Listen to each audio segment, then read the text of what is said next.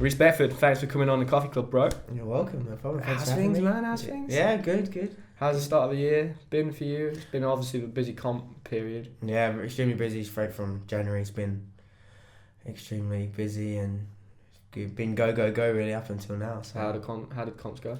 yeah, So good. It's when you get in that zone, you don't really get to. You might catch one routine here and there, but you never know before you got to leave and you don't have time to chat to people. Yeah, so it's going really well. Obviously in January I was out in America for a couple of weeks doing competitions out there just to get the body going and bits and bobs. But yeah, it's been good. Been hard keeping going. Getting older now, so as you know. So but yeah, no, it's been good. Still enjoying it. Yeah, what's that change like for you? I know for me it slowed me down loads, and I guess like the recovery side of things becomes huge. Yeah, it's like I've been concentrating more on recovery and nutrition and that way more than the training side. With skills and that, I'm not really learning much anymore.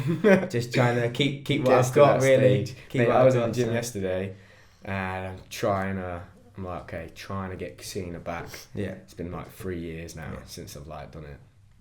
So I'm like building up over the last 2 weeks, doing some preps and stuff. Yeah. And Ray and Pav, we've literally just learnt Kovac, and I'm trying to tell them, look, patience. It's going to take a long time.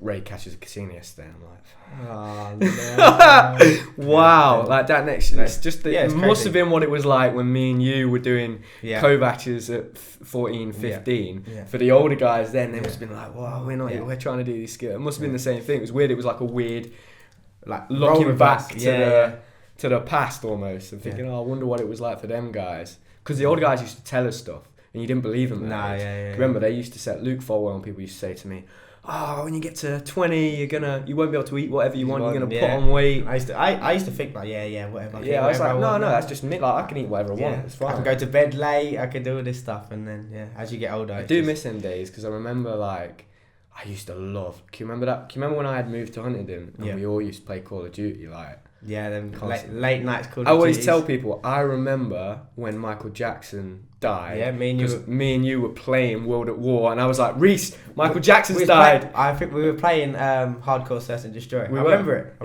remember the map. I don't know what the name it was. Yeah, it's like a farmy grass map. Yeah. And so I'm like, Reece, Michael Jackson's dead, and you're like, no, he's not. I'm like.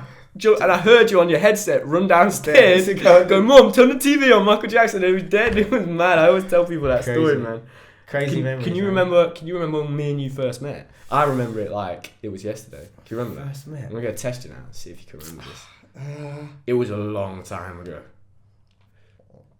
I'm going to be honest now. I can't remember the first time. So the first time we met, Notts and South Essex did a club switchover. So we came to you first. I think South Essex first. That was the old gym as well. Yeah, at the old South Essex gym, and I can remember obviously like Barry Winch and Scott were like really close. And Jeff. And we used to do these swap overs here, Jeff. Yeah. So I can remember being on Shining Bar, and Scott coming over and be like, "Oh, what's your name? Who are you?" And I was like, "Oh, Sam, I'm 8." And he was like, hey, oh, Reece, there's someone younger than you now, like in the gym. Yeah. Because like you must be I was the youngest in the gym. And he was like, oh, when's your birthday? And then that's when we first found out we had the same birthday. So 17th of Feb. And then ever since then, we've like been pretty close. I was thinking, but I think you're probably one of my oldest friends. Yeah. Because like a lot of your friends you have at primary school and stuff, you kind of, they phase especially out, through gym, you kind of like forget about like. So, that was just a mad story. That's crazy. Saying that, I don't remember. That's the first time we met. Yeah, crazy. I remember the first time. In my head, my first memory of you is at a London Open. Right. Okay. It was at East London. It was back in the day. Wow, that is back in the day. Yeah. And I always remember. I don't know why you did something on the floor. It must have been like a round for straight back or something. And I used to think, that's such a weird skip step. Really? My first memory. What did I do? I don't know. I used to do that leg bend thing. Yeah, do you remember that? Bend your leg at the back and keep your front leg straight. Yeah. Because I always learnt to jump with both legs straight. Yeah.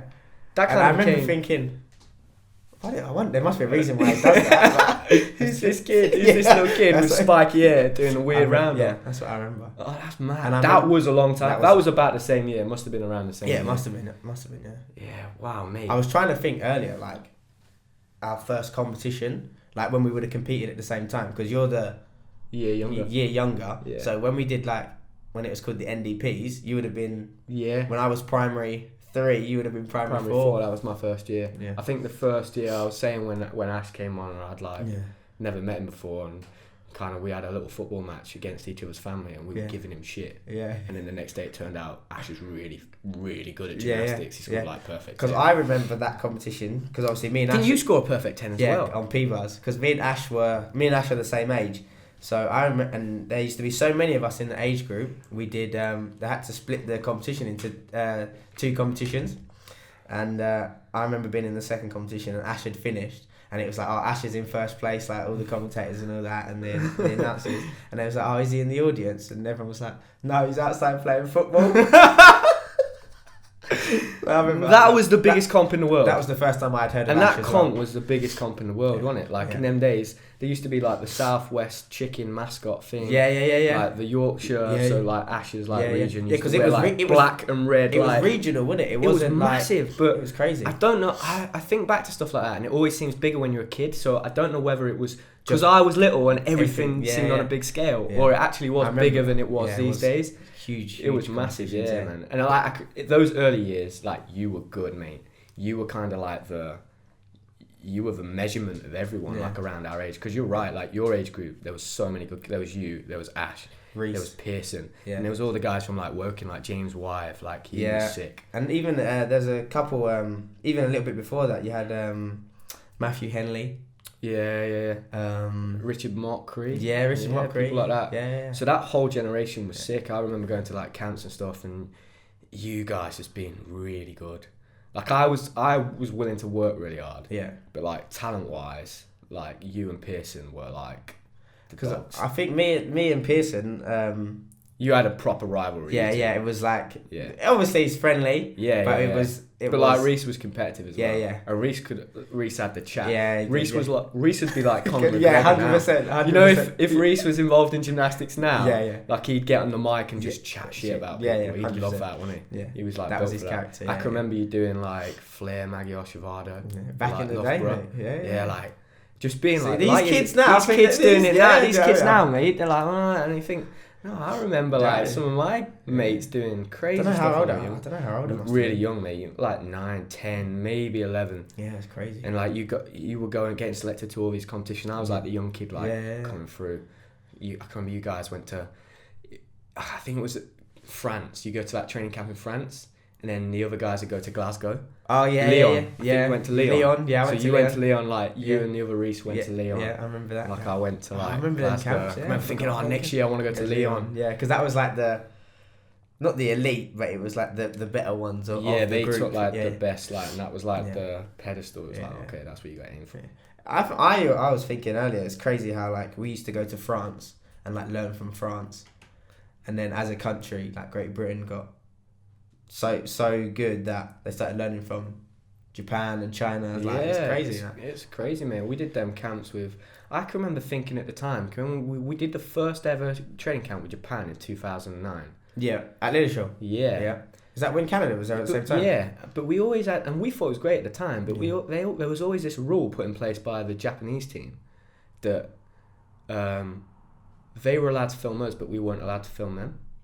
Oh. And I'm thinking, like at the time, we just signed up to that. We were like Great Britain. We were no one really. Yeah. I think we were probably ranked like 15th, 17th.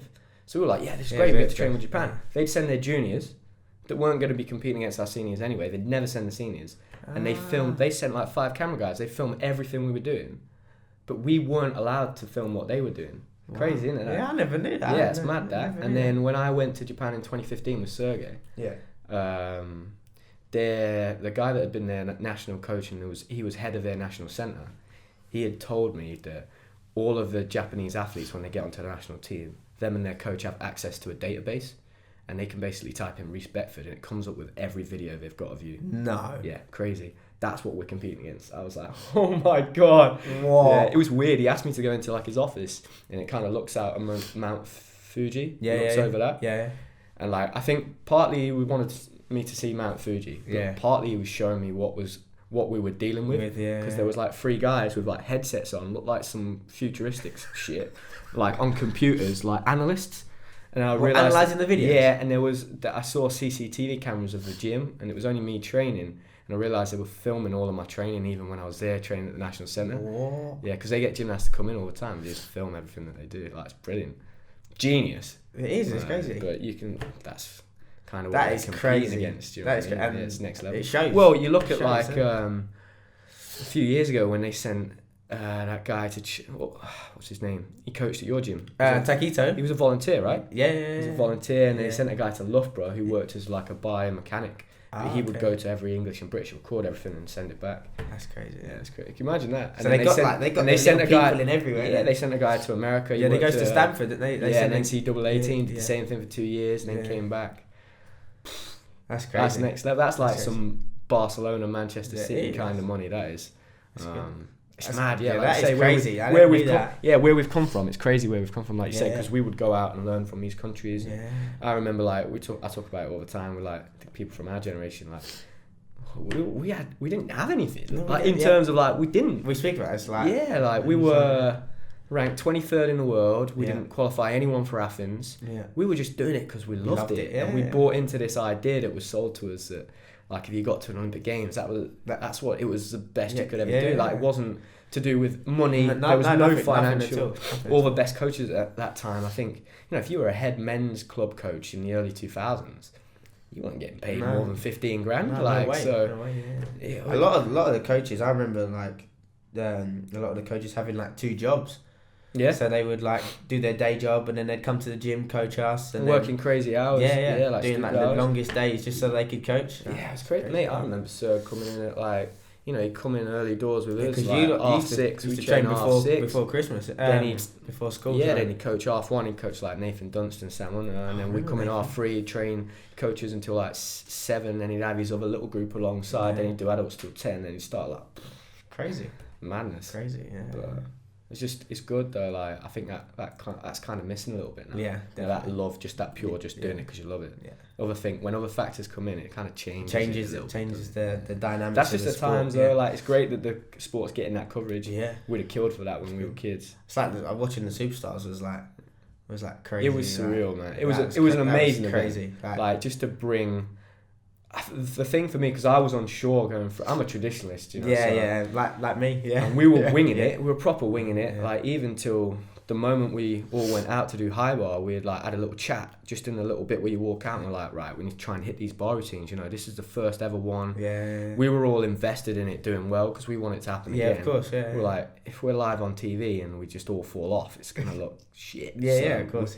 So we went out there, we all hit our bar routines. Then the women did their vault, and we kind of started. Oh, okay, it's felt more the of a vibe. show. Felt the vibe. And then the cogs were turning, and then we got into it. But there's definitely. I do think that if it does carry on, that will be like a pinnacle point in the sport of gymnastics. Well, that was me. That will be the change. Like I said, it's the first one. Yeah. Like I want to be involved with it. Yeah. It's just to have that group of athletes. I was like, yeah, sign me up. And like you say, I was like one of the first people that signed up. Yeah. I was like, look, I knew what it could be. I think that's what it was. Really wasn't sure until the final. I turned up ready to do a full competition. I was like, look, I need to turn up ready to put my hands up and do a proper comp in case that's what I've got to do. And then it turned out it was chilled and relaxed, and it was great for Purvis's. I was at Dan Purvis's retirement party last weekend. I saw that. I went to his club in Southport it was great what they did for Dan. I think it was really cool, and for him being in the O2 after London, I think that was nice. Memories there, and because sometimes you've seen people have done a lot for this sport, and they don't do much for them at the end. It's quite sad, man. I've seen that, so it was special. It's a shame there's not a type of system where you get to that point and it's like, well, we're going to help you do this, or we're going to. I think they're trying. They are trying. That kind of stuff's in place now. You get a lot more support. I think it's taken too long. It should have been in there a long time ago. I wouldn't say we were actively. I would, in a way, actually say that we were kind of encouraged to quit school. 100%. We were, weren't we? I feel that when we went, as soon as I went to senior school, it was like, I can't wait to be 16 because then I don't have to go to school. I can just train full time. And I don't regret it. No. But I think if I went back now, I would reinvest a little bit more time just giving myself more options. I think you're right, mate. I think it's almost education from the people around you, because at that age, if you go, if I came up to you at 16 and said, look, you can finish school at 16, you can do gymnastics all day long, and then go and play on your PlayStation. There's not a lot of 16-year-olds that would turn that down to carry on studying. Do you know what I mean? If they didn't really, because I didn't. It's not that I didn't. I loved being at school. I loved my friends. I loved PE. I loved art and stuff. But like English and science, I just want phase. And when I was in, it sounds bad. When I was in those lessons, I would be thinking about gym anyway. So I'd be in your school book, mate, writing down routines, like ridiculous routines, like 7.9 start.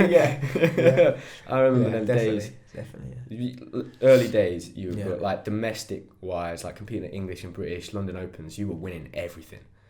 Do you remember them early days? I think my earliest memory is 2000, and I think it might have been 2005, where I won the London Open and the British in the same year. And to me, that was the start. That was the start of, do you know what, I'm actually quite good at this. Yeah, this could be, this is what I want to do. Yeah, 100%, yeah. That was the first year, yeah. Do you know what, I always remember, and I look back, and like, your dad and my dad are quite good friends. Yeah. I think my dad probably learnt quite a lot off your dad, actually. Because your dad was really, really switched on to, okay, if my son's going to make it in this, he needs support. He can't do it by himself. Yeah. We need financial support. He was really switched on to that, because I can remember you having like sponsors and stuff. Yeah. You were probably the first. I mean, obviously Lewis kind of broke through. Yeah. But you were probably the first kid that was really actively out there, like getting. So you were with Lloyd's TSB. Lloyd's TSB, yeah. Like super young age. Yeah. I can remember my dad taking me into Lloyd's TSB, and they wouldn't give me a bank account. He was raging, mate. He was raging. I was well embarrassed. He was like shouting at him like, he's an athlete, like you won't even give it. So we went to NatWest, I think. I'm with NatWest now though. Shout out. Yeah, like stuff like that, mate. Yeah, I remember my dad being actively looking for stuff like that, and obviously where my dad runs his own business as well. He understood really clued up on stuff like that. So he thought, why not try? And my dad's always been like, if you don't ask, you don't get. So you might as well ask and get a no. Yeah. And then if you get a yes, then it's a bonus. So. Yeah, that's bang on, mate. Like the older I get, the more I realise that the old saying, "It's who you know, it's not what you know." 100%. Just rings 100%. It does. 100%. It's like people all the time, like more and more the last few months will ask me, because I've started competing again. It's like, oh, everyone wants to be my friend again. But like, it's true. If you if you don't ask, you don't get. Yeah, like, of course, people ask me for stuff, and like I'll go in and do like a school on that just for because I enjoy it. That's good. But it's true. Like, if you don't ask, you don't get. Yeah, it's 100%. 100%, yeah. It still feels weird though, when you ask people for stuff, you're like, I'm not sure about it. Yeah. What? So, fast forward a couple of years, you kept getting success. I think you went out. Was it 2006? You went to the school games in Greece. That was kind of like 2006 or 2008. No, I think it was I think it was early. So we did the UK school games. Wow, I forgot about that. Yeah, because you won that. Did you win that? Yeah, I won that, yeah. Yeah, so I remember that. That was a big... First ever UK school games. Oh, mate, can you remember? We did that well. We won as a team, and I think we won as a team, we got 1, 2, 3. Yeah, oh, mate, 1, 2, 3, 4. Won every piece, 1, 2, 3. Yeah. Like, won the team. I can remember before the last piece, Scott, like... Because what you forget as well, like, all our coaches were still quite young then. They were quite young. Yeah. It was their first time through. Yeah, and we had, like, it was the last piece... And he had gone, like, gathered us in for a little team talk. So we're all like, that guy's pretty close. You're winning by 20 marks. I can always remember. I can remember laughing at it. I can remember Reece Pearson doing like an endo. And he used to, in training, always, like, if he didn't get over, he'd stand on the bar. And he did it in the comp, just out of, like, habit. Stood on the bar and, like, jumped off. And we were like, oh, because he used to stand on. You got a great memory. It is, when I get together with you guys, it does do my head in, because I remember I remember like meals we had and stuff. Like, it's weird. I remember like pinnacle competitions and certain things, but your memory is crazy. Because after that UK school games, we went and brought these paintball BB guns, machine gun BB guns. Did we? Yeah. Brilliant. I loved it, mate. And we're just in the window of the hotel just shooting passers by with these machine gun BB guns. That's crazy. Brilliant. And then so after that you went to the school games, I think with like Purvis, Dave Mott, Christian and Aaron Darby. So that must have been a cool trip. Yeah, so I was the youngest. Yeah. Baby on the team. And yeah, that was good. That was crazy competition. I remember because it was in Athens, right? I was going to say, didn't you compete on the Olympic kit? Yeah. Because I can remember you coming back telling me stories and being like, oh my God. But you don't realise how amazing that is until you look back at it No, you as never you get do, older. man. You never. Because I remember going to that competition, and there was like 3 people in the audience. It was like there was like no one there. Yeah. But to us, it was like the World School Games. Yeah, So it was like it's crazy a thing, isn't it? crazy competition. I don't think they do that anymore, do they? That comp. I've never heard of it. idea. I used to do a load of another one that I'm going to get to in a minute, which was like I think my favourite junior comp. But before that, there was like the Junior Europeans 2008. You were reserved for that comp. 2008, yep. You were reserved for that comp. Was it every 2 years? Every 2 years. Because I remember it must have been 2006. You were close to 2006, right? I remember 2006. Me and Reece actually qualified for the team, but they changed the age, so we became too young. No way. And that's why we didn't. Go. I think I remember that. I remember because we did a trial at Loughborough. And Rob, what's his name? Adam Lawton. You might have forgot this story. I always remember this story. Adam Lawton, right, used to lose his rag. I remember him being a very angry character. So he's done a handspring double front in this trial, and he always used to sit on his arse. And he sat on his arse, and he's just lost it, punched the floor, and just gone fuck, like the F word as loud as he could. Wow. And Andre's just gone, get out, and it's just like kicked out of the trial. I always remember that because everyone came back and told me this story, and I was like, memory, wow, crazy memory. Yeah, so that was 2006. And then I went for a stage of having like elbow pain. Yeah, I can remember that now. Because we did I think we did a comp where you did really well actually.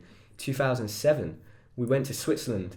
There was like a big group of us. It was like our junior European kind of age. Did we do two two comps? Yeah, I remember that. That first comp, you won that first comp, I think. Yeah, I remember that. And then we did a training camp. Yeah, we did a training camp and a 4-way. I think you came like maybe second or third in that one. Yeah. So that's still like what 6 months out from junior Euros. So you at that point you still got to be like, yeah, this is it. This is my time. Because like you said, you didn't go to 2006, and you were pretty much odds on to be in that team. I'd imagine at that point. Yeah. I was still too young, so I didn't know what day of the week it was. But yeah, so then the elbow pain started kicking in. Yeah, so I think hairline fractures in both my elbows. So I actually stopped doing pummels for a long time. Couldn't do forward long swings on high bar. It was really random. Like I could do P bars, but I couldn't circle on pummels. Right.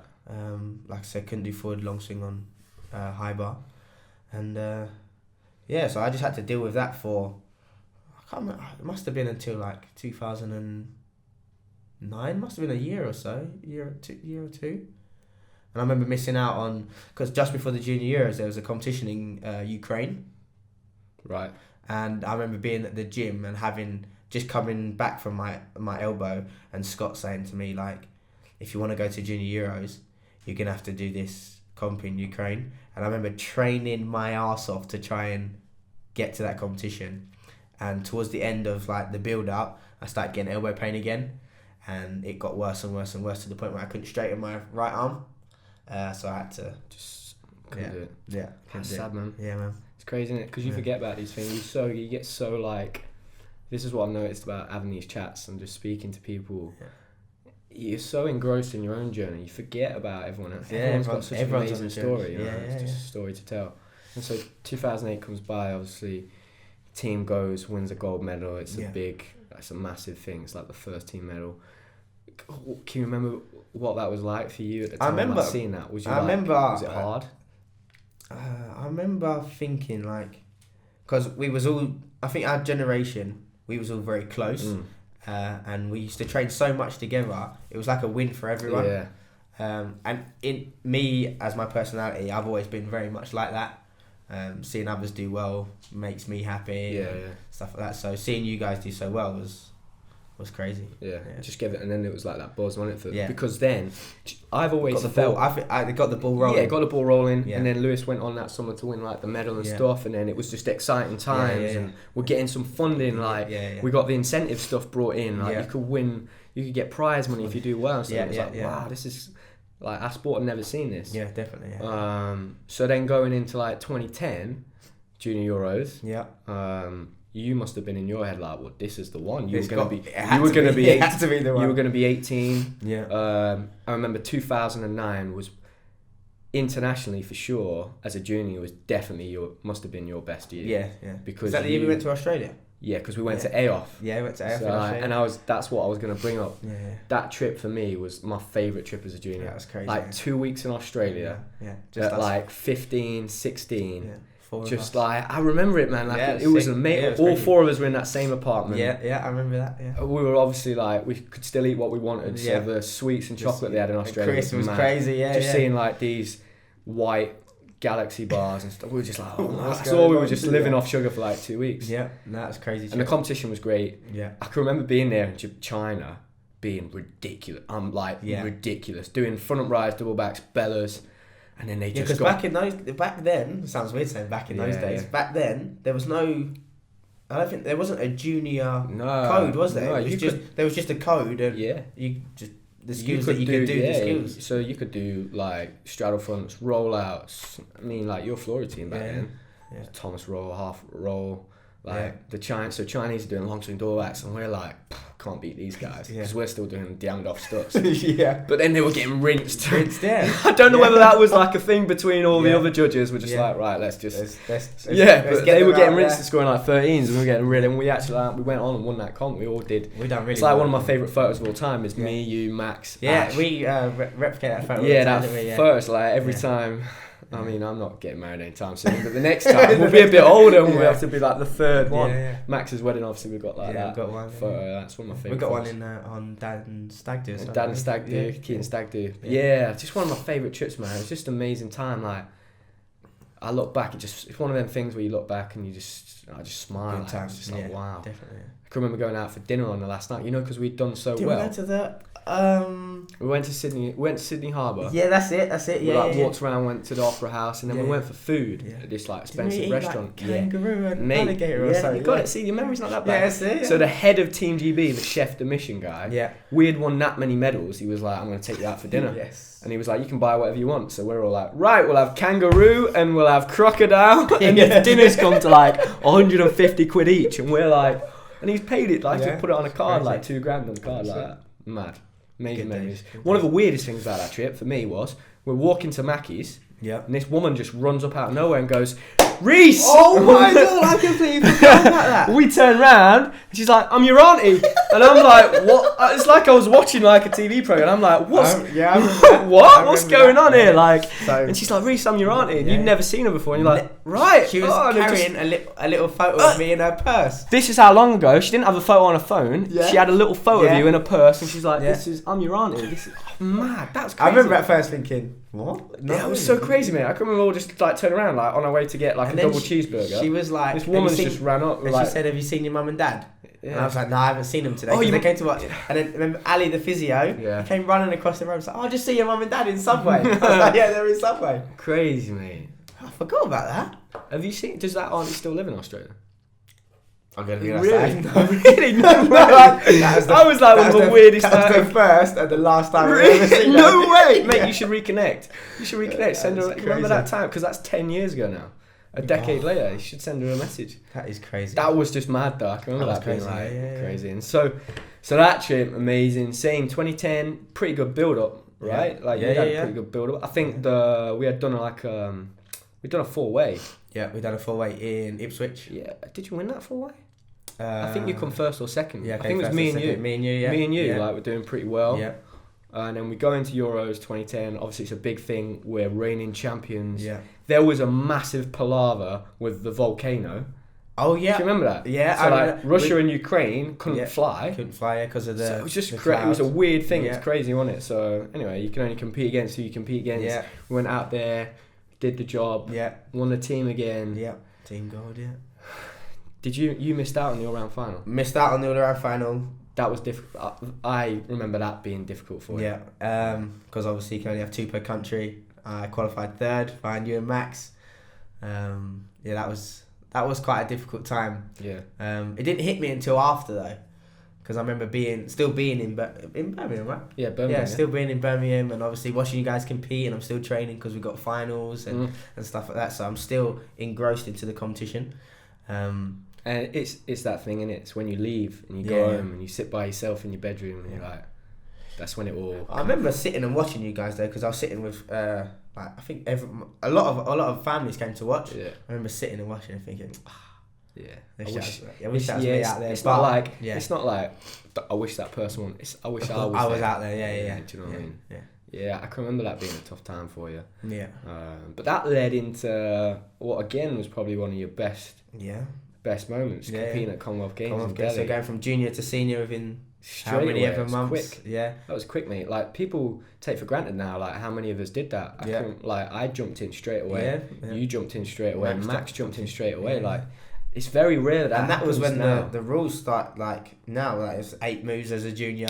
Yeah. You couldn't do this skill. You couldn't do that skill. And then within a certain amount of months, you had to get 10 skills. Yeah, so that had already come in place. Yeah, but then it opened up a new variety of skills that you could use. Yeah. So like at the junior Euros, I couldn't do any rollouts. Yeah. So I had to use double twist and stuff that I pretty much struggled with. But then after that competition, I could. And straight, yeah. Where I think I was a little bit more physically mature then. You were ahead, I think, of everyone else. You were because you were strong. You were a bigger guy. Like I still look like about 10 years old. I still do. That's why I grow this out to try and get into nightclubs and bars because otherwise it's always ID. Yeah. Right? So from the junior to the senior, I think I found that transition a little bit easier than most. Just being a little bit more physically mature and stuff like that. So going to Commonwealths, going to Delhi, that was crazy, man. That was a great summer. That was a great summer because I remember I had gone and done Youth Olympic Games, and that was like a massive thing for me because I knew that whoever was going to do the best at that Junior Euros was going to go. Yeah. And because I had a mashed up wrist before that Junior Euros. Yeah. I don't know if you remember this. Can you remember like all the physios coming in one morning, like 2 weeks before the comp, like 5 of them, to say we're not going to let him compete at the Junior Euros. Really? Yeah, and then all the coaches, Serg, Scott, Paul, they were all coming up to me going, you can do whatever you want. Like, if you want to compete. That's crazy. And like the physios are going, no, you can't let him compete. Like it was like crazy. That's mad. I competed in. It was a good job. It was the best decision I ever made. Yeah. So I went to like Youth Olympics and I came back and they were like, oh, we want you to train with the world's team and you're going to go out as a reserve. Because that was the year that was at the same time, wasn't it? Yeah, because we had that summer where we were like spent 6 weeks at Lilleshall. Yeah. Which is crazy. Like I look back now, you never do that. You don't spend that time. But it was so good then, and we had that little games room. Yeah. Like, and I can remember watching you guys on the TV compete at Commonwealth Games, and I was like, oh man. I would have loved to have been there. Yeah. You know what I mean? Yeah. No, they sold it. They were selling it to me. No. We want you to come here as a resort. I didn't get to any compete in the end. It was just like. But it was a great experience. Yeah, but for you, I think that was a great step for for sure. Oncoming for sure, years, man. So. It was. But like, watching you at Commonwealth Games, man, that was great. Like, you said, you definitely were more mature than say me and Max at the time. Yeah. Physically. Yeah. You look back at Max, he's got his long hair, it's like covering his eyes. He's proper like skinny. I think that it looks like he was like hiding. Like, he wasn't confident in what he was doing. Probably. But now he's. Yeah, I look back at Max and like I can remember like specifically when it like changed for him. Really? Because he didn't.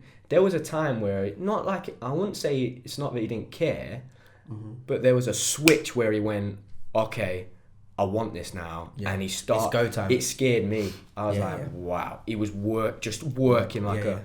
People forget now. I think a lot of the younger guys look at Max because he's super smart in what he does. He's super clever. And super experienced as well. He doesn't need to do that stuff. And he's for me, it's the best example of a lot of like sports psychologists talk about like super strengths, identifying your super strengths and going after them. And then working on the next thing. For me, he was a perfect example of that. Because there was a time around 2010 where he was like, I think probably 17, gone to the Commonwealth Games, Junior European, started getting some results and he just went, okay, this is what I want now. And he really like knuckled down. He went, okay, pommel, that's going to become my thing. And then he went, okay, I'm really good at twisting. That's going to be my fit. Like, it's incredible. Like, whereas I was always trying to, like, for me in my own head, I was always trying to be the best at everything. And it just kind of didn't really, it was just, you can't do that. Too hard. I didn't understand that at that age. I wonder if he... I always want to ask him, was that a strategic thing? Was that... Did you sit down with someone? Decision? Yeah, because to me that's what it looked like from the outside. Or did it naturally? Wow, there was a switch and he just started working really hard. I'm not saying he didn't work hard beforehand. But he was just, he wouldn't be the last person in the gym. He just wouldn't go that extra mile. And then there was like a switch and he would. And I can remember thinking, oh my God, I need to go now because this guy, because he was coming, do you know what I mean? Just that Commonwealth Games, that whole year was great for all of us. It was just a really, I think we were all around 17, nearly turning 18, so it was just a really important time in your life, and like your development and that. Yeah, and, like, of course. You just look back we'd all left school and It was like that. Becoming That adults. optimism was there though. Yeah, I think with the whole thing, you know, it was like, oh, now we're going to these competitions, and the senior team had gone and come fourth at the Worlds. Yeah. Which is just like what? Crazy That result, was unheard of. So it was like, people were looking at us, like you said, wanted to come on training camps with us now. And like, what are they doing? What are they doing that's made them? And I always look back, I don't know whether you do this, but I look back and think that, you know, our generation, that top squad thing started in like 2006, but all of our generation, up until actually like Niall and Courtney, they were actually from that world-class program. They weren't from that program. You got like Joe and Johnny and that came kind of from that system, but we were from different program. We weren't actually from that program. We come from the one before. I always look at that. You know, we weren't actually. We're not actually. We started from that program. So then 2010 finishes, amazing year for you.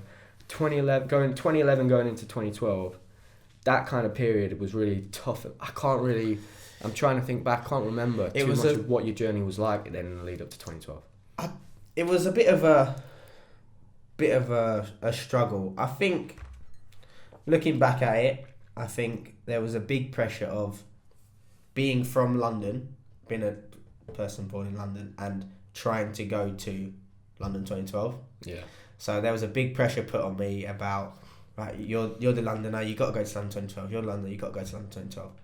And I think subconsciously, like in the back of my head, that played a big part in my lead up to 2012. After 2010, them 2 years was a huge struggle. I really found it difficult to compete. Found it difficult to hit any routine, whether it was basic or I just had this huge pressure, and I don't know where it came from. I remember when we won the bid in 2005. London 2012 became the thing. Our generation, especially like us. Because at that point when you're young, you think, oh, that's going to be our time. Do you know what I mean? Yeah, of course. It became this massive thing. Everybody talked about it. It was all over the media, all over the press. And I think obviously because your dad was super smart, you got a lot of the media attention, a lot of attention from sponsors. And when you're young, you don't really know how to deal with that. You don't have a lot of people to talk to. Especially the sport we're in, you're taught, you got to be tough. You're told it constantly. It's not necessarily the same now because I think the coaches are more educated on like the psychological side of the sport. But I was told, be tough, you got to don't get help, don't go to the physios, you don't need to see the psychologist. 100%. There was like a stigma around seeing a psychologist. I don't think we even had one back in them days anyway. So I can definitely see how you would have carried that pressure, because I used to do it. I used to do it all the time. Like for me, it was more. I did do it in the lead up to like 2012. It was more afterwards. I did it because I started asking questions. I was asking why and why all the time. And like, why should it be me that does the why? Does everyone think I could do? Do you know what I mean? I was doing it for other people. I carried that around. Do you feel like you carried that on your back? You 100%. Carried the pressure of your coach or your parents, your 100%, family, 100%, outside sponsors. It weighs you down, right? Yeah, definitely. Especially if you can't unload that. And I did think, you ever talk to anyone at that point? Did you just? No, like you say, there was a stigma about it, so I couldn't. There was no way to release it. So I'd be struggling in the gym, and I'd go home, and then I'd carry that home. So I'd be in my bedroom, I'd sit in there, I'd not talk to anyone. I think, right, I've got to have a good session tomorrow, so I try and go bed early and all this type of thing, and it just, the pressure just built to the point where I was just like, I was nearly at the point where I was like, I can't. Would you say that you definitely kind of like fell out of, you lost sight of why you were doing it? Yeah, definitely. The thing, the goal became more just important. Than it came just the process. 2012. That was it. And as it got closer and closer, it got darker and darker and darker, and I could see it was 2012. Further away, and it was like just fighting to try. Literally, And them 2 years were like, they felt like the longest 2 years of my life. And I always, like, you were a little bit older than me at that time. You were a little bit more mature. You could process it probably a little bit more. I think there's always, especially in them young years, a year makes a big difference in age. Yeah, definitely. And what was it? I mean, because we had been sold that dream of 2012, it's tough. Like, I was on the side where I was lucky and it went well for me. So what was it like being on that other side? Because I spoke to Ash about this as well. But I think for you, like, because of that media pressure, being from London, having all those sponsors, like you said, because I was going to ask you that. I wrote that down. I wanted to ask you about, you know, it being it was a home games, but it was a home city games for you. Or what was that like dealing with that? I remember. Well, Did you watch it? Could you watch it? Was it painful to watch? So I came to every comp that you guys competed in. I made sure that I had a ticket to everything. Even I think a few of them I even sat by myself because I couldn't go with anyone. Yeah. So, like I said, it's part of my personality to enjoy other people doing really well. Yeah. So obviously being there and being part of the atmosphere was like absolutely crazy. Watching you guys get your medal was absolutely ridiculous and loved every second of it. And I remember the games finishing, and I remember feeling like everything had just gone like, whew. I remember sitting at home and thinking like, why do I do gymnastics? Yeah. Because if it was just for 2012, then I might as well stop now because I didn't make it. Yeah. And I remember thinking like, there's more to it than just that one competition. The career I had before it was crazy. I'd done more than most people my age. I'd travelled the world more than most people my age, seen things that people will never see. Yeah. And I thought there's more to it than that one competition. And I think that relit my spark. And I remember thinking, even if it was just to travel and to train with you guys and to continue doing gymnastics for as long as I could, because I knew I'd get to an age where my body won't let me do it anymore. Yeah. So let me enjoy it and not have this big pressure of there's this one goal and that's the be all and end all. Yeah. And that, like I said, it relit my spark, and ever since that day I've enjoyed it probably 10 times more than I did when I was a kid. That's amazing, man. I wish I could have. I look back now and I think, God, man, like I had friends I could speak to. Yeah. And I never did. Yeah. And the same for you. You know, you could have spoke to me. I could have spoke to you. Yeah. Easy. We were good friends. Yeah. But you never do you? No. Yeah, I think that's a good lesson for like people. Definitely. Young people coming up. I try and I got young kids in the gym. I think the guys in your gym, they're a bit older now, but I've got a lot that are like 15, 16, 17, 18. Yeah. And always just talk, man. Just ask me questions. I'm here. I've got experience. Learn from my mistakes. Let me help you. Do you know what I mean? And I think that was also a part of it, is that I wanted to pass that knowledge and experience that I had onto the next generation, so they could do better than I did. Yeah. So when kids say to me, "Oh, Reece, I want to be like you. I want to be like you." You don't want to be like me. You want to be better than me. You want to do more than me. Yeah, but they want to emulate like what you stand for, your values. You saying you come to watch all the competitions. Yeah. That team, it really was. I think in the lead up to 2012, I honestly did feel like we were all part of something. Yeah. 100%. Everyone bought into this idea that the team was the most important thing, and the team came first above everything else. I think we did lose that quite a bit in that next 4-year cycle. I just didn't feel quite the same. It didn't feel like everyone had bought into something. I think that plays a big part in the results as well. Probably, mate. Probably. I think it just did. It was like, even if we don't agree, we can agree that we're all trying to achieve the same thing. Yeah. Do you know what I mean? Even if we're going to take, there was that common ground. Yeah, common 100%. ground. Yeah. And what was your mind frame going into that? So you start that next cycle. 2012's been and gone. Start of 2013. Is your mind frame at that point 100%? I want to go to Rio as part of GB. At that point. Yeah. So, I think subconsciously I'd made a decision from 2012 to 2016 that was going to be, right, I'm going to give it 110%. If I don't make that, then I'm done, type of thing. Yeah. So I bought into this next 4 years is go. So 2012 to 2014, did some World Cups, got some medals on different apparatus. Was reserved for Worlds, I think. Yeah, it was reserved to Worlds. So I was just competing and enjoying gymnastics and training with you guys. And then it wasn't until probably 2014 when I didn't get selected for Commonwealths. And we had that camp in Portugal. Yeah. That's when I had a conversation with Ed about switching. Okay. And how did that first come about? That idea, where was that spark from? So I'd always joked from a young age that obviously granddad's Jamaican, it'd be pretty cool to compete for Jamaica type of thing. Yeah. And but never thought it'd be possible. Yeah. Because gymnastics Jamaica don't really go into the same sentence. And also, like, when you're younger, you still proud to be from Great Britain. Yeah, of course. And I remember not making Commonwealths in 2014. Yeah. And I thought to myself, like, obviously Great Britain split at the Commonwealths. So if I'm struggling to make the English team, making the world's team at the end of the year is going to be even more difficult. So I had a conversation with Scott, and Scott said, like, you might as well. So I'd always had a passport for Jamaica. Oh really? Yeah, always. And he said to me, like, why don't you do some research and have a look? So literally just on Google, put in Jamaican gymnastics, and there's a gym in Jamaica. Like, got loads of information, found an email address, started contacting people, and found out that they were literally about to recreate a federation, because they had a federation before, right, but something happened. Yeah.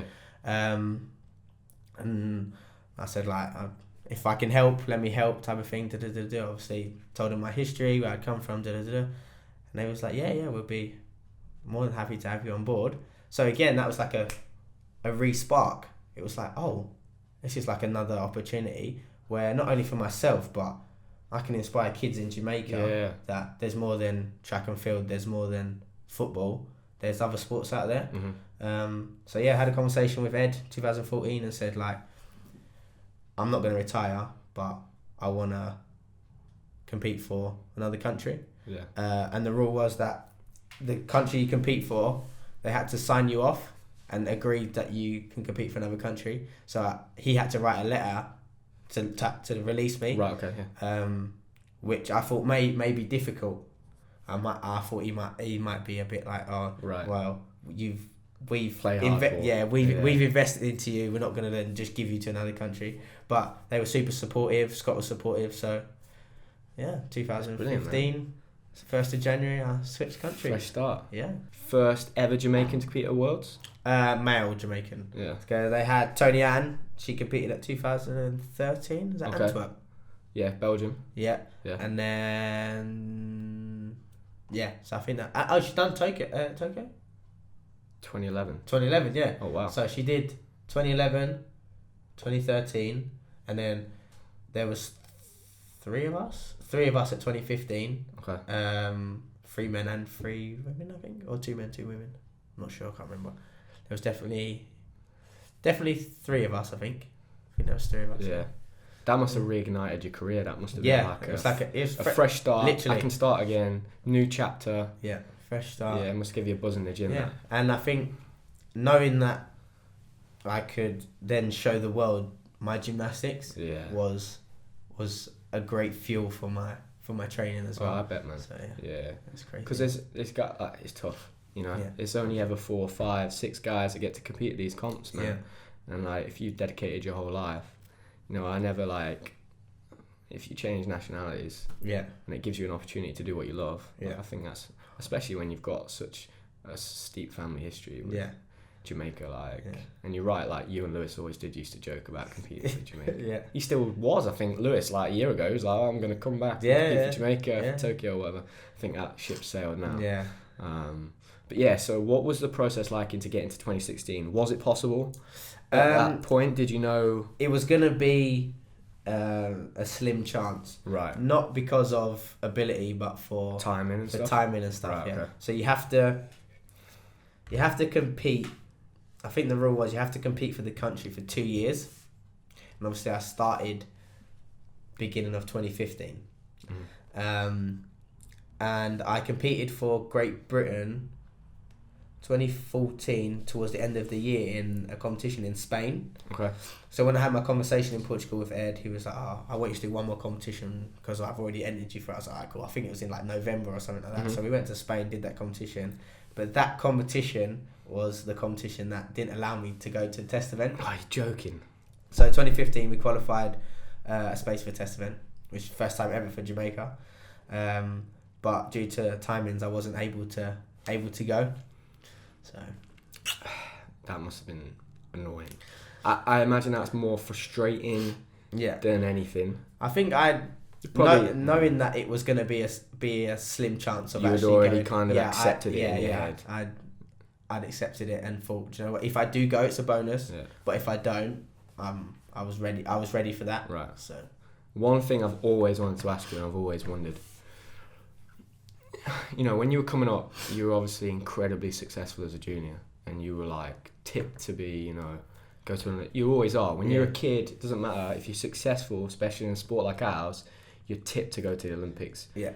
How challenging has it been for you to almost in a way watch Max do what he's done and be in that gym day in, day out, always being it? Like for me, I imagine, look, I'm super supportive, but there must have been times when that's hard, because that's kind of what you want to do. That's of course. That must have been challenging at times. It must have been. Yeah, definitely. I've never really had that because I've had a break. I guess a lot of the time I train by myself. Do you know what I mean? Yeah. And I had a lot of success, especially when I was early 20s. Yeah. I'm just interested how that was for you. Was it tough at times? Yeah. Of course it was tough. Like, I remember thinking, like, we do the same.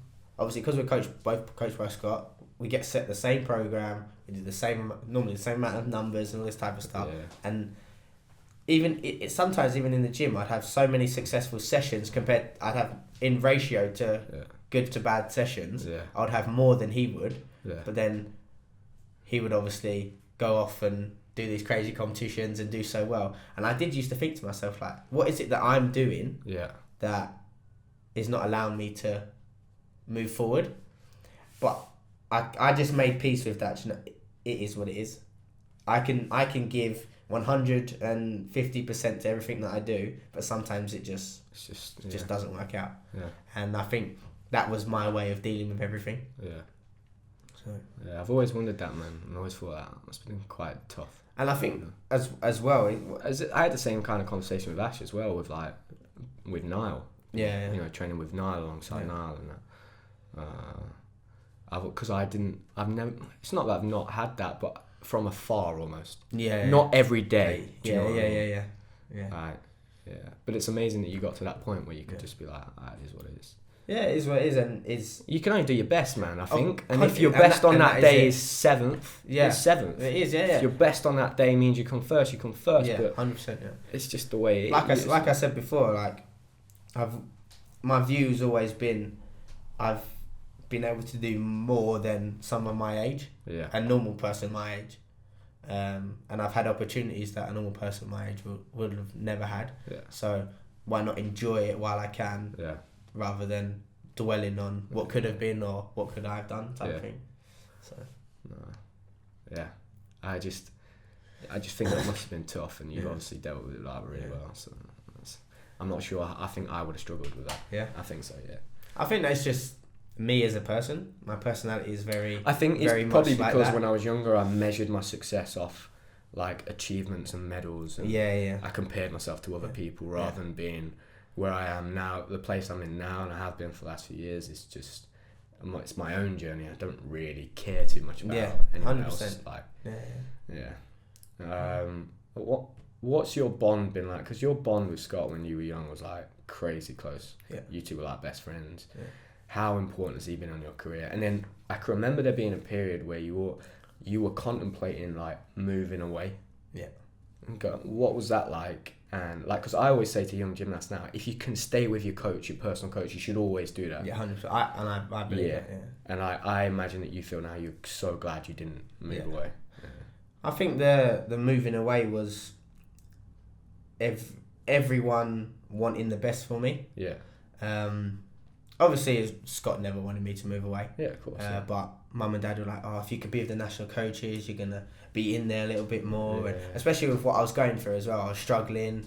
So the more I could be, it's like more eyes are on me, the more that I would be relevant. Better chance you got of. Rather than sort of out of sight, out of mind type of thing.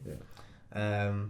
Like I said, I think it's just everyone wanting the best for me. And my relationship with Scott has, from being a kid to now, is changed. Obviously now I'm an adult. We have different conversations. It's less of a not a dictatorship. It's less of a you have to do this and this and this. It's more of a conversation. How do you feel today?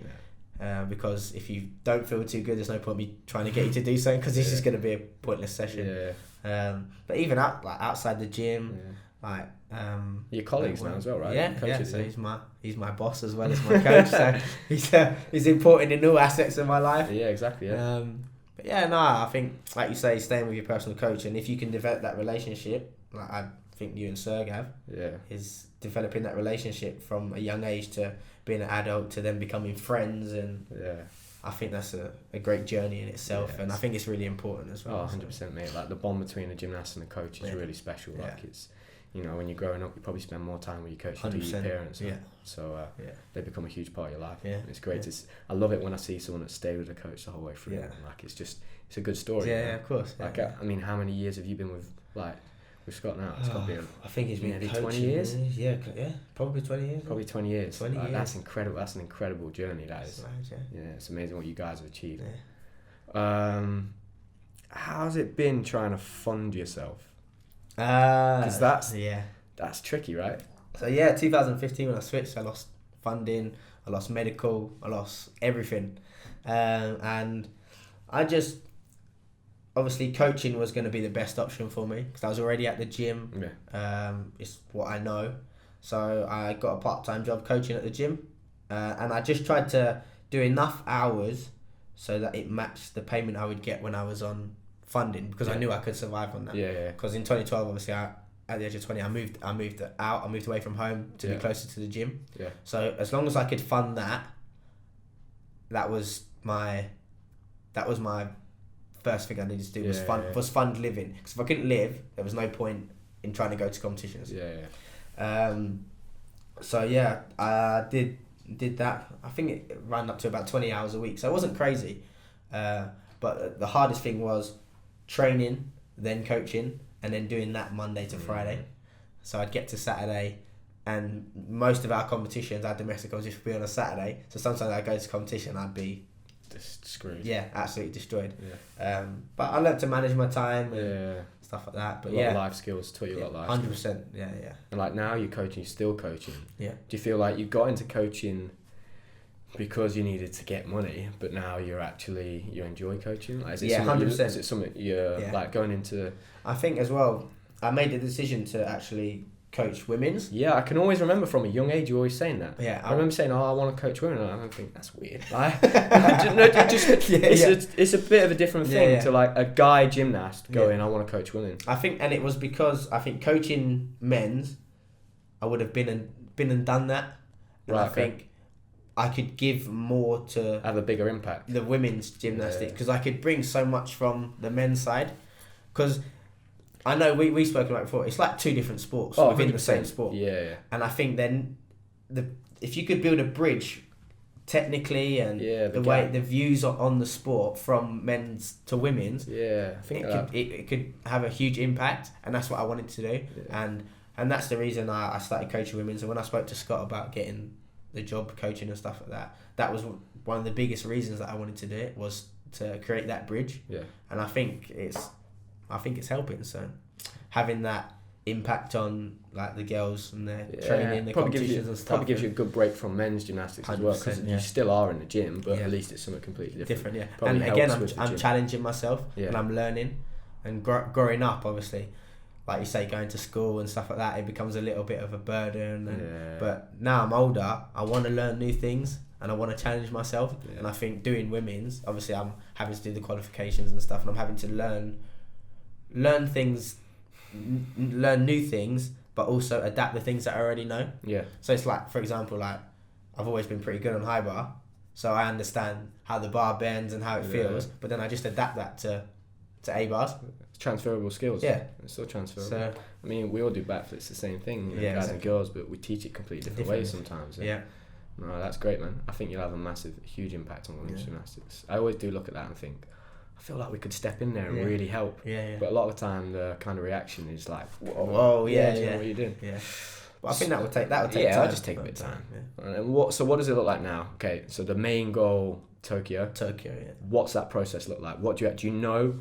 Have you sat down and you know exactly what you have to do? Is it planned? I can imagine like being at the end of your career, you now take it pretty seriously. You know exactly what you've got to do, scores you've got to do. So I've got 2 opportunities as an individual. Right.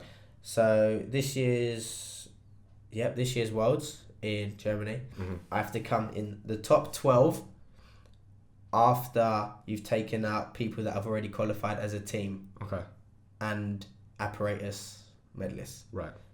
So if I make the all-around final, I'm pretty good to go. Yeah. You're taking out all of those teams. Yeah. So you're taking out, so for example, you're going to have 2 Japanese, Yeah. 2 Chinese, 2 Americans, 2 Russians, 2 Russians, 2 Great Britain. 2 British That's guys. already 10 guys. Yeah. So that's pretty much a good benchmark of what you're going to need to do. Yeah.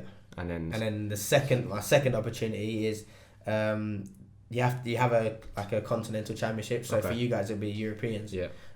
So for us now, I compete for Jamaica. It's Pan Americans. Okay. But we have the Pan American Games this year. So there's 2 this year. So what they've done is the continental competition has to be on the year of the Olympics. So they've created a new competition. Right.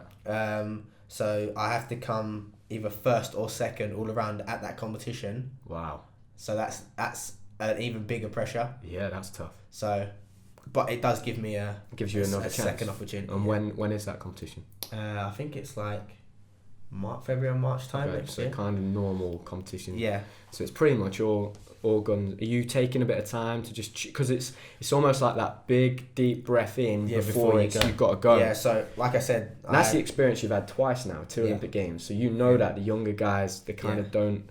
Yeah, it's their first time round. They don't really appreciate that. They kind of go in foot on the gas and go now, go, and it's go, like you got 18 months. You need to time it. Yeah. So like I said at the beginning of the year, January to like March time, I did quite a few competitions just to get my brain in the competition zone and feel competing again. And then I'm gonna take a little bit of time out. And like I said, I got the Pan American Games in July, so that'll be a huge step and stage for me to fill out the competition for next year if I have to go to that competition. So yeah, I'm gonna really concentrate on Pan American Games, sorting out my routines, and then for Worlds it's just gonna be I just want to be absolutely solid, solid routines. I want no stress, just hit every routine and at the same time enjoy it. Yeah, of course, man. That's the thing, innit? Yeah. Like you take I think now, for me anyway, I just measure my success on how happy I am. Of course. Anything else is just a byproduct, to be honest. Right now, I'll probably, results-wise, one of the challenging points in my career so far, for sure. Results-wise, what's going on kind of like outside of the actual gymnastics and that. But like, happy, like this is the happiest I've ever been. Honestly, way more happy than I was like 2012 time. I was not in a good place. Yeah. After that, again, not really in a great place. So like now, this is the happiest I've been. I think, my training's starting to pick up. I'm starting to feel good again. I'm enjoying it. Definitely. But that's more important to me, man. Yeah, 100%. Because when you look back at it, you don't want to think, I might have this medal, but this medal reminds me of how unhappy I was. Yeah, exactly. You're bang on with that, mate. So, that's 100%. And I think that's I learned that as well growing up and not attaching myself to something that's materialistic. Yeah. And rather thinking of them as memories. Yeah. Because it's like you say when we have a chat, you say Australia and all these. Don't talk about the medals. I can tell you where I came. This is the memories. All the memories come flooding back. That's what you remember, man. That's what you're gonna remember in 20, 30, 40 years time. Yeah, exactly. Yeah, and they're the things you're gonna tell your kids and your grandkids and stuff like that. You're gonna show them a medal and they're gonna go, "Oh, that's great." And I always think I've never changed the journey I've been on. It's made me who I am, and it's allowed me to get to the point that I'm at now. Yeah. And I think if I had a smooth ride, I wouldn't have been at this point for another 5-10 years maybe. Yeah. And then if the challenges that I'll deal with later in life, I'd find hard, I'd struggle difficult. with. Yeah, 100%. If you were, just lastly to finish off, if you were going to have kind of like a 5-minute pep talk with yourself, you've got any point in your life, you can just go in and just say, look, Reiss, it's all going to be all right. Or when would you choose it? When would you is there a moment you'd go to and you think that would have really helped at that point? I think that period of them 2 years between 2012 and 2014, when I was finding it difficult to compete, I think I would have just said to myself, just keep going, be calm rather than allowing everything to stress you out. And remember why you do gymnastics and enjoy it. Because I think if I had a little bit more guidance within that 2 years, like you say, I wouldn't change it because it makes me who I am today. Yeah, of course. And I do think that if I'd had a little bit more guidance within them 2 years, I might have had a longer career with Great Britain. Yeah. So yeah, it'd probably be within them 2 years, it would have just been just relax, chill, enjoy it, and like I said, what will be will be. Yeah, so. and that's probably what you'd advise like anyone coming through that's struggling. Yeah, with, of like, course, yeah. In anything, if you like, you just got to keep going. Keep going. Yeah. Just keep going. Yeah. One step in front of the other. other. 100%. Yeah. What's cool now is you've got more strings to your bow. So tell me about the clothing brand. Yeah, so I started a clothing brand last year. You've always been into like fashion and stuff, man. Yeah. I remember going around to your house for the first time. Yeah. You literally had shoe boxes. Still I do, right? I blame you for the problems I have these days. Shoe boxes just piled up. Adidas tracksuits just like, I was like, oh my God, like you were always like a dressed kid. You look cool as fuck as a kid all the time. You always had a brand new tracksuit for like every camp. Yeah. So I think that comes from my dad. My dad's very stylish, very trendy. Always had, I'd say, a problem buying clothes and trainers. So I've grown up with that, and that's always been my thing. So I started Scythe in last year, about February time. Came up with the idea of like, so it stands for creativity is for everyone, and that can be in anything. So it's just the brand is about anyone trying to be what they want to be, and not letting anyone stop you being from what you want to be. Like, I think let's take drawing for example. Not everyone can draw, but if you enjoy drawing, even if you're bad at it, keep drawing because you're going to improve anyway. And if that's something that you enjoy doing, then why not continue doing it? And that's what the brand represents, and it represents. That's a great message, man. Being yourself and just doing what you love doing. And on the other side of that, in gymnastics, we don't have a brand that's quote unquote cool. So we take stuff from, like, we wear football shorts to training. And we have Adidas and Nike, but we don't have a brand that you can wear in the gym and out the gym. And it's designed by gymnasts as well. And it still is cool in and outside the gym, and that was the flip side of it. That's awesome, man.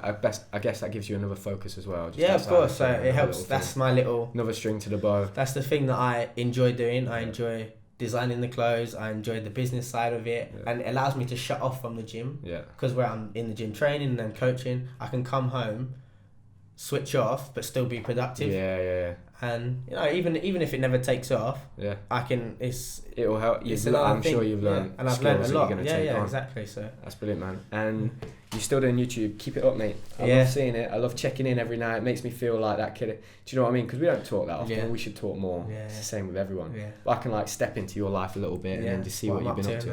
And it works both ways. Keep going up. Keep going. The reason I started YouTube was never for like the views and create these crazy videos and stuff. It was always to document for my kids. I can say I can show them a medal, and I can tell them a story. But if they can see a video of me doing gym when I was 27 in America, they can relate to it a little bit more. That's amazing, mate. So that's the reason I do it. So. Reiss, it's been a pleasure, bro. Thanks for coming on, man. Appreciate it. Thanks for having me.